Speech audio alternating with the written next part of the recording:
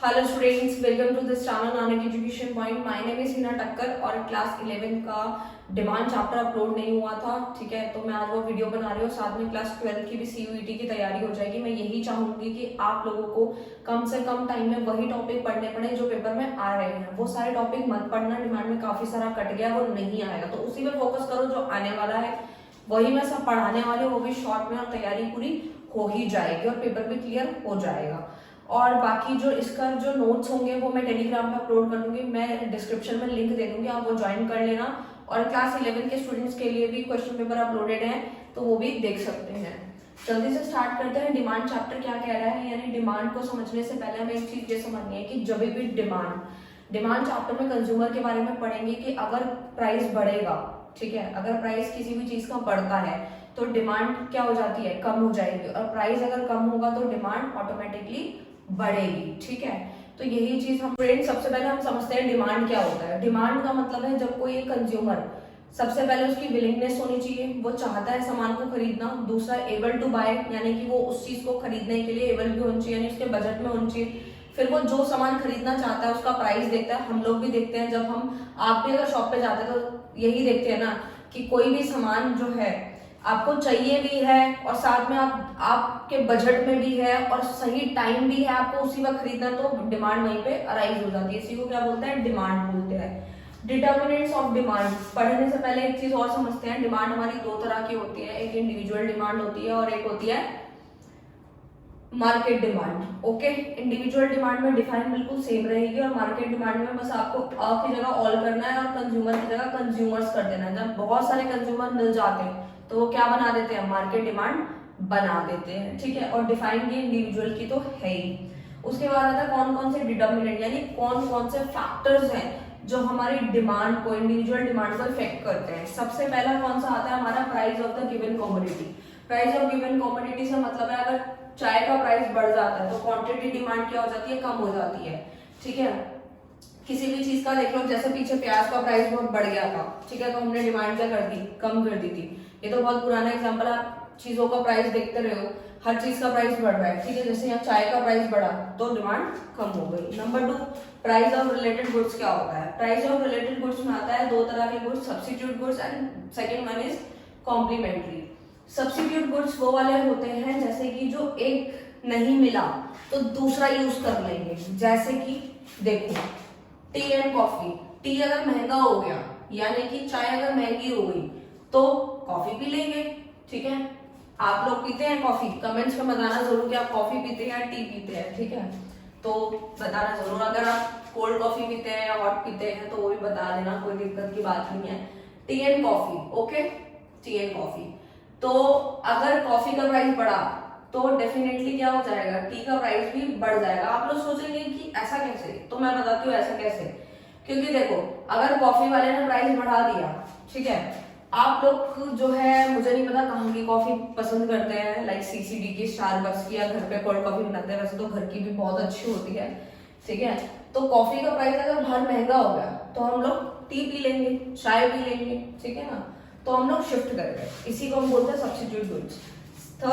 दूसरा पढ़ते हैं कॉम्प्लीमेंट्री गुड्स क्या होता है। कॉम्प्लीमेंट्री गुड्स वो वाले गुड्स होते हैं कि अगर एक नहीं मिला तो दूसरा किसी काम का नहीं है, ठीक है। जैसे कि शुगर एंड टी, अगर शुगर का प्राइस बढ़ गया यानी चीनी का प्राइस बढ़ गया तो चाय की डिमांड भी वहीं कम हो जाएगी, ठीक है, क्योंकि चाय महंगी हो जाएगी तो चाय की डिमांड जो हो जाएगी ऑटोमेटिकली कम हो जाएगी। इसके और भी बहुत सारे एग्जाम्पल हो सकते हैं कॉम्प्लीमेंट्री गुड्स के, ठीक है। यानी कि इसका एग्जाम्पल है कि कार एंड पेट्रोल, ठीक है, कार है, ठीक है, और पेट्रोल नहीं है, पेट्रोल है गाड़ी नहीं है, तो यानी एक चीज है अगर दूसरी नहीं है तो वो किसी काम की नहीं है, तो उसी को हम बोलते हैं complementary goods. Income of consumer में क्या जाता है, जैसे मान लो किसी पर्सन की इनकम बढ़ जाती है, जैसे मिल्क में पैकेट्स वाले बहुत सारे पर्सन यूज करते हैं, मुझे नहीं पता आप लोग करते हैं नहीं करते आपके घर में, ठीक है, बट आजकल इसी का बहुत ज्यादा ट्रेंड चल रहा है, ठीक है, कि मतलब अगर किसी पर्सन की इनकम 15,000 है और अब बढ़ के 20,000 हो गई, तो पहले वो टोन्ड मिल्क का कंजम्पशन करते थे, यानी टोन्ड मिल्क यूज करते थे। आपने देखे होंगे जो पैकेट्स आते हैं टोन्ड मिल्क के और फुल क्रीम मिल्क के, ठीक है, ये ब्लू कलर के पैकेट में आता है, वो रेड कलर के पैकेट में आता है, देखा होगा आप लोगों ने। तो नहीं देखा तो मैं बता ही रही हूँ, टोन्ड मिल्क का कंजम्पशन कम कर देंगे क्योंकि इनकम बढ़ गई।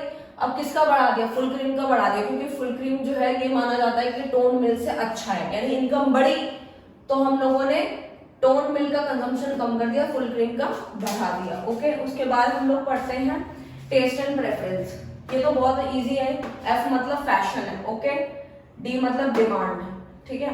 तो देखो टेस्ट एंड प्रेफरेंस की बात हो रही है, अगर कि कोई भी चीज फैशन में आती है तो उसकी डिमांड ऑटोमेटिकली बढ़ जाती है। जैसे कि गर्ल्स में आपने देखा होगा बहुत सारी ड्रेसेस आती हैं, ठीक है, तो उसमें अगर कोई भी जैसे कि लाइक टॉप है या कोई भी जीन्स है, ठीक है, तो अगर वो जैसे ही बहुत ज्यादा ट्रेंड में आती है, बहुत ज्यादा लोग उसको उसकी डिमांड को बढ़ा देते हैं। जब उसका फैशन चला जाता है तो उसकी डिमांड भी हम लोग कम करते हैं। अब हम कहते हैं आप तो फैशन में है नहीं तो अब हम क्यों ही खरीदें, ठीक है। तो टेस्ट एंड प्रेफरेंस, ओके। उसके बाद है डिटर्मिनेंट्स ऑफ मार्केट डिमांड, यानी मार्केट डिमांड के कौन कौन से फैक्टर हैं, कौन कौन से ऐसे फैक्टर हैं जो हमारी मार्केट डिमांड को इफेक्ट करते हैं। मार्केट डिमांड तो आपको अभी बताया था, जब बहुत सारे कंज्यूमर डिमांड करते हैं तो वो मिलके क्या बनाते हैं, मार्केट डिमांड। पहला होता है size and composition of population, ठीक है। जैसे कि मान लीजिए किसी एरिया के अंदर वुमेन्स ज्यादा है तो सबसे ज्यादा वो क्या चीज खरीदेंगी, लिपस्टिक खरीदेंगी, ठीक है, और लाइक जीन्स टॉप इस तरीके की चीजें खरीदेंगे। अगर किसी एरिया में बच्चे ज्यादा हैं तो टॉयज ज्यादा बिकेंगे, ठीक है, उस तरीके से, और स्टडी मटेरियल ज्यादा बिकेगा। तो इस तरीके से सामान पे मतलब एरिया पे डिपेंड करता है, ठीक है, पॉपुलेशन पे डिपेंड करता है, उसी के हिसाब से वो डिमांड होती है। उसके बाद आता है नंबर 2 सीजन एंड वेदर। जैसे मान लो रेनी सीजन है, ठीक है, तो उसमें सबसे ज्यादा क्या बिकेगा, रेनकोट बिकेगा, छाता बिकेगा, ठीक है, क्योंकि ये आपके सीजन और वेदर पे डिपेंड करता है, ओके। तीसरा आता है डिस्ट्रीब्यूशन ऑफ इनकम। अगर इनकम बढ़ी तो डिमांड भी ऑटोमेटिकली इसमें बढ़ जाती है, ओके, एंड वाइस वर्सा। आगे बढ़ते हैं, डिमांड शेड्यूल क्या होता है, ठीक है। ये जितना मैंने आपको पढ़ाया है ये सारा CUET का सिलेबस है, इसमें ये सब कुछ आएगा, ओके। उसके बाद जो है डिमांड शेड्यूल, डिमांड कर्व भी आ रहा है तो ये भी पढ़ना है। इनमें से जो नहीं आएगा वो मैं आपको बता दूंगी, जो नहीं आ रहा ये सब जो पढ़ा है वो सब कुछ आ रहा है। डिमांड शेड्यूल और डिमांड कर्व क्या होता है, देखो डिमांड हमने अभी पढ़ लिया। शेड्यूल मतलब क्या है, डब्बा यानी कि बॉक्स से आप याद रखना, जैसे कि यहाँ बने हुए हैं, इसी को हम क्या बोलते हैं, शेड्यूल, और इसी को देख के जो हमने नीचे कर्व बनाया उसे कर्व बोलते हैं, ओके। डिमांड शेड्यूल दो टाइप का, individual demand schedule and market demand schedule. इसी को देख के जो कर्व बना है उसको बोलते हैं individual demand curve, market demand curve, जो मैंने इनके नीचे बनाया है। तो ये सारे टॉपिक इसी में कवर हो जाएंगे, जल्दी से समझो। प्राइस अगर मान लो किसी चीज का 5 है, प्राइस देखो 5 4 3 2 1, प्राइस कम हो रहा है, क्वांटिटी डिमांड क्या होगी, बढ़ेगी ना। अभी बताया था ना कि अगर किसी भी चीज का प्राइस कम हो रहा है तो कंज्यूमर बहुत खुश है। आप लोग क्या, अगर किसी भी चीज का प्राइस सस्ता होगा और मुझे भी वो सामान खरीदना है तो मैं भी डिमांड ज्यादा करूंगी, ठीक है। तो उस तरीके से है, ठीक है। तो ये होगा इंडिविजुअल डिमांड शेड्यूल, जो कि मैंने कर्व बिल्कुल नीचे बना दिया है। इसको देख के पॉइंट्स प्लॉट तो आपको करने आते ही हैं, वो भी मैंने काफी वीडियोस में बताया है।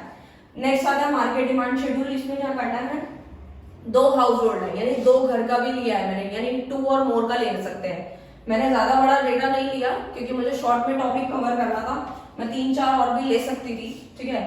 2 हाउस होल्ड 2 घरों का मैंने ले लिया। प्राइस अगर कम हुआ है तो हर कोई मतलब जितने भी, जैसे मान लीजिए अगर किसी भी चीज का प्राइस कम हुआ, ठीक है, सपोज मान लीजिए कि अनियन का प्राइस बहुत कम हो गया, तो आपके जो आस पड़ोसी हैं, जितने भी जो पड़ोस में रहते हैं, क्या आपने जितना मतलब जितने आपने कंजम्पशन किया होगा, जितना आपने कंज्यूम किया होगा, क्या पड़ोसी ने भी उतना किया होगा, डेफिनेटली उतना नहीं किया होगा, उससे ज्यादा भी कर सकते हैं, उससे कम भी कर सकते हैं। तो दोनों का देखो, दोनों हाउस होल्ड का अलग अलग है, उसी को पहले दोनों को जोड़ दिया, यानी कि जोड़ के मार्केट डिमांड बढ़ा और इसी को हमने यहाँ पे बना दिया कर, ओके। फिर हम लोग पढ़ रहे हैं यहाँ पर, पहले मैं सिर्फ CUET का बता देती हूँ, फिर जो टॉपिक में नहीं है आप लोगों का फिर मैं बाकी 11th वाले जो है उनके लिए बता दूंगी। जैसे डिमांड फंक्शन और लॉ ऑफ डिमांड जो है वो CUET के पेपर में नहीं आ रहा है, तो ये मैं अभी बाद में समझा दूंगी। फिलहाल जो CUET में आ रहा है वो समझा देती हूँ आप लोगों को। तो ये change in quantity demand, change in demand आपका आ रहा है। उसके बाद आप लोगों का CUET का सिलेबस यहीं पे डिमांड चैप्टर का खत्म हो जाएगा। तो देखो चेंज इन क्वांटिटी डिमांड क्या होता है, मैंने शॉर्ट में ही बताया, और कर्व भी दोनों का एक ही बनाया टाइम को बचाते हुए, ठीक है। चेंज इन क्वांटिटी डिमांड में क्या होता है, चेंज इन प्राइस, ठीक है। इसमें क्या होता है, प्राइस चेंज होता है। क्या होता है, प्राइस चेंज होता है। यानी कि प्राइस चेंज होने की वजह से हमारा जो कर्व है वो मूवमेंट करता है। मूवमेंट कैसे करता है, या तो डाउनवर्ड जाता है या फिर वो कहाँ जाता है, अपवर्ड जाता है। डाउनवर्ड मतलब नीचे की तरफ, अपवर्ड मतलब ऊपर की तरफ, ठीक है। कब जाता है, अगर प्राइस सस्ता हो गया, प्राइस कम हो गया तो हमारा जो कर्व है वो नीचे की तरफ जाएगा। देख रहे हो नहीं, एरो बना नीचे की तरफ जाएगा। ओके, अपवर्ड ऊपर की तरफ कब जाएगा, जब हमारा प्राइस बढ़ेगा तो कहां जाएगा, कर्व ऊपर की तरफ, जो कि मैंने यहाँ पे बना रखा है, ठीक है। तो आई होप आप समझ गए होंगे। यही में से क्वेश्चन बन सकते हैं एमसीक्यू की, क्वेश्चन ऐसे पुट अप हो सकते हैं। मैं ये भी थोड़ा सा बता देती हूँ, वैसे तो मैं इसके ऊपर एक और वीडियो बनाऊंगी, ठीक है, कि कैसे कैसे कहाँ से क्वेश्चन है, इंपॉर्टेंट क्वेश्चन भी मैं बताऊंगी, ठीक है। बट स्टिल फिर भी मैं बता देती हूँ। जैसे मान लीजिए यहाँ पे पूछा गया कि जो मूवमेंट है, ठीक है, वो किस रीजन की वजह से होता है, चेंज इन प्राइस की वजह से होता है, या चेंज इन डिमांड की वजह से होता है, या किस भी वजह से होता है। बहुत सारे ऑप्शन दे सकते हैं, या फिर वो पूछ सकते हैं कि जब डाउनवर्ड जाता है तो उसमें क्या होता है, एक्सपेंशन होता है या कॉन्ट्रैक्शन होता है या क्या होता है, वो भी इस तरीके से पूछ सकते हैं। तो मेन मेजर यहाँ से 1 मार्क क्वेश्चन बन सकते हैं। चेंज इन डिमांड में क्या होता है, चेंज इन अदर फैक्टर। इसमें प्राइस चेंज नहीं होता, इसमें अदर फैक्टर चेंज होते हैं, और आपको अभी बताया अदर फैक्टर ये सारे होते हैं, ठीक है। कॉम्प्लीमेंट्री गुड्स, ये इंडिविजुअल, ये सब कुछ जो बताया मैंने आपको, ये हमारा क्या आता है, चेंज इन अदर फैक्टर में आता है। इसमें प्राइस चेंज नहीं होता, इसमें हमारा डिमांड का शिफ्ट करता है। यहां से भी क्वेश्चन बन सकता है कि जब चेंज इन डिमांड होता है तो हमारा डिमांड का शिफ्ट करता है या मूवमेंट करता है, तो उसका आंसर है शिफ्ट करता है, ठीक है। राइट वर्ड शिफ्ट करेगा या लेफ्ट वर्ड करेगा, ठीक है। जब डिमांड बढ़ेगी तो राइट वर्ड जाएगा, अगर डिमांड कम होगी तो लेफ्ट वर्ड जाएगा, जो कि मैंने यहाँ बना रखा है। देखो ये राइट वर्ड, ये लेफ्ट वर्ड। ओके, समझ गए होंगे आई होप आप। तो सीयूईटी वाले स्टूडेंट्स का यहीं पे खत्म होता है, यही पूछा जाएगा। अच्छे से पढ़ लेना, नोट्स भी बना लेना, नहीं बनाए तो टेलीग्राम तो है ही है, ज्वाइन कर लेना, नोट्स मिल जाएंगे, ठीक है। अब हम लोग जो पढ़ते हैं क्लास 11th के बच्चों का भी सिलेबस ये सब आ रहा है, वो वाला टॉपिक कवर करते हैं जो कि ये वाला था जो आपके पेपर में आएगा, ठीक है। तो डिमांड फंक्शन क्या होता है, तो देखो डिमांड फंक्शन में आता है relationship between quantity demand for a particular commodity and factor influencing it. बहुत सिंपल है कि डिमांड फंक्शन एक ऐसा रिलेशनशिप होता है किसके बीच का, क्वांटिटी डिमांड का and a particular commodity and a factor influencing it, कि quantity demand और जो उसको फैक्टर इफेक्ट करते हैं, उन दोनों के रिलेशनशिप को ही हम क्या बोलते हैं, डिमांड फंक्शन कहते हैं। ओके, तो मैंने यहाँ पे समझाया डिमांड फंक्शन 2 टाइप से होता है। एक होता है आईडीएफ, मैंने शॉर्ट में लिखा है, आप लोग पूरा लिख कर आना क्योंकि मैं टाइम को बचाते हुए वीडियो बना रही हूँ, ठीक है, आप लोगों के लिए।